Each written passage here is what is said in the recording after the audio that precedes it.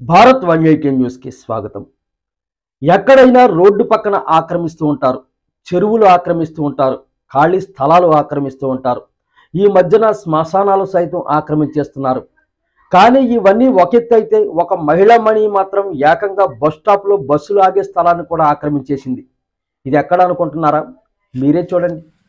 తూర్పుగోదావరి జిల్లా అనపర్తి నడిబొడ్డున దేవి చౌక్ సెంటర్లో బస్టాప్లో బస్సులు ఆగే స్థలాన్ని ఆక్రమించేసి ఒక బడ్డీ కొట్టును పెట్టేసింది ఒక మహిళమ్మని. ఆక్రమణలు మరీ ఎక్కువైపోయాయి. ఇదేమిటంటే వాళ్ళంతా కూటికి గతిలేని వాళ్ళు వదిలేయండి అంటున్నారు. వాళ్ళు కూటికి గతిలేని వాళ్ళు కాదు, కోట్లకు పడగలెత్తిన వాళ్ళు, లక్షాధికారులు ఉన్నారు. ఒక స్థలాన్ని చూస్తున్నారు, దానికి ఒక క్లాత్తో దడిలా కడుతున్నారు. తరువాత ఒక రేక్ షెడ్ వేసి ఆ క్లాత్ తీసేస్తున్నారు. తరువాత గోడ కడుతున్నారు, వెంటనే అద్దెలకి ఇచ్చేస్తున్నారు. కొంతమంది అయితే లక్షలకు అమ్మేస్తున్నారు. ఈ మధ్యన కొంతమంది ఫిల్లర్లు వేసి బిల్డింగ్ల వలె కూడా కట్టేస్తున్నారు.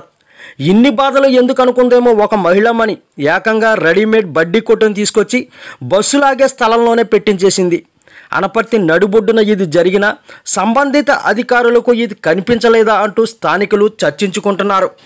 ఇది ఇలాగే వదిలేస్తే పక్కన ఇంకా బడ్డీ కొట్టులు వచ్చేసి బస్టాండు వెనక్కిపోతుంది. అది కాస్త అసాంఘిక కార్యకలాపాలకు అడ్డాగా మారిపోయి దేవి చౌక్ సెంటర్ కాస్త ఏకే సెంటర్గా మారిపోతుంది. ఏకే సెంటర్ అంటే అసాంఘిక కార్యకలాపాల సెంటర్. అందుకే అధికారులు ఈ ఆక్రమణలను మొక్కగా ఉన్నప్పుడే తుంచేయండి అంటూ స్థానికులు వేడుకుంటున్నారు.